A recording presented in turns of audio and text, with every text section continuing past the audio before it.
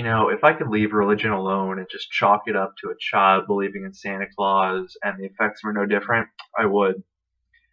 But as Richard Dawkins says, the funny thing is, children tend to get over Santa Claus. People die for this shit. In fact, you don't have to believe in it to die for it. And you also remember the Spanish Inquisition? What about the Crusades? You've got the Salem witch trials. If you want to get modern, we can go to September 11th. For fuck's sake, the Westboro Baptist Church still today is advocating the murder of gays. Now, don't get me wrong, I understand they're a whole other breed of asshole than your typical Christian is, but if anyone's the true Christian here, isn't it them, following the Bible down to its very word? Because today's Christians, we all know, pick and choose what they want to apply to their life and what Christianity really is. They seem to disregard the parts where God bullies the world, because that would just undermine the entire monopoly they put on a righteous morality and what they've abandoned reason completely to believe.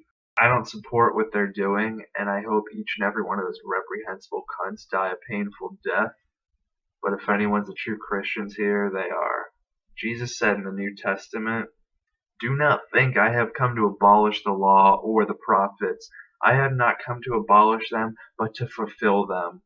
For truly I tell you, until heaven and earth disappear, not the smallest letter nor the least stroke of a pen will by any means disappear from the law until everything is accomplished."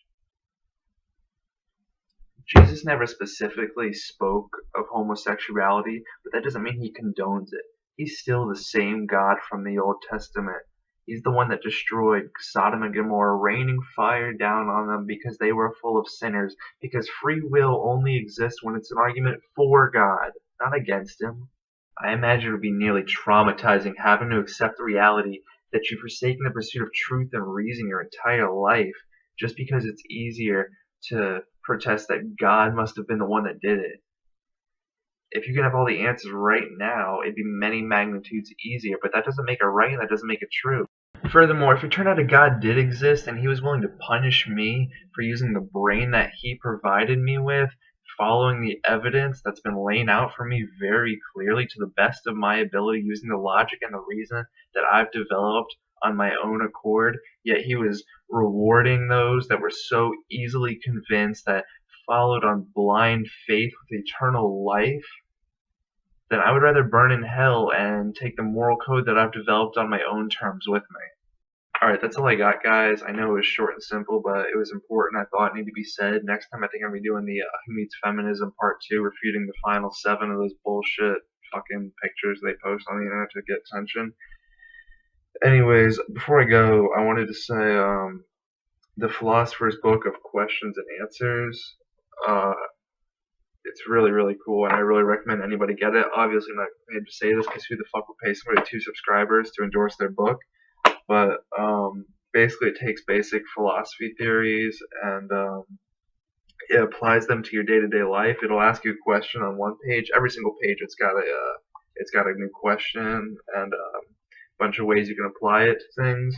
And you just write down your answer, and on the following page, it's got the corresponding philosopher's theory and what they thought about it, anywhere from modern philosophers to people like Nietzsche or Plato, Aristotle, etc. But anyways, it's a really good read, and it's really insightful too. It's really cool. So I was just recommending that to anybody that wanted to get it. It was like $16 at Books A Million.